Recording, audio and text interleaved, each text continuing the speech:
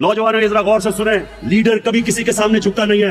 हमारे नबी सल्लल्लाहु अलैहि वसल्लम ने, उन्होंने उनकी सुन्नत यह है कि ला इलाहा इल्लल्लाह इंसान को गैरत देता है। जब वो एक इंसान ला इलाहा इल्लल्लाह पढ़ लेता है, वो किसी झूठे खुदा के सामने नहीं झुकता।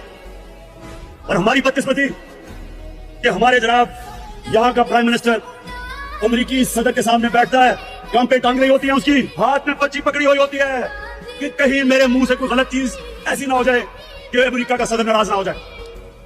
जब एक मुल्क का लीडर इस तरह किसी के सामने टांगे कंपाता है, इसके बाद वो कौम को गिरा देता है, कौम गिर जाती है, कौम को लीडर उठाता है। हमारा जो लीडर, सबसे अजीम लीडर कायदे आजम मोहम्मद अली जिन्ना, एक गुलाम हिंदुस्तान में आजाद लीडर था, एक आजाद इंसान था। उसको देखकर मुसलमानों को फख्र होता था, कभी किसी के सामने नहीं झुकता था। देखिए, कौम की इज्जत उसका प्राइम मिनिस्टर होता है, उसका सरबराह होता है। जब वो झुकता है, वो कौम की सारी इज्जत नफ्स तबाह करके रख देता है। तो मैंने आपसे 25 साल पहले अपनी कौम से कहा था कि ना मैं कभी किसी के सामने झुका हूं, और इंशाअल्लाह कभी अपनी कौम को किसी के सामने झुकने नहीं दूंगा।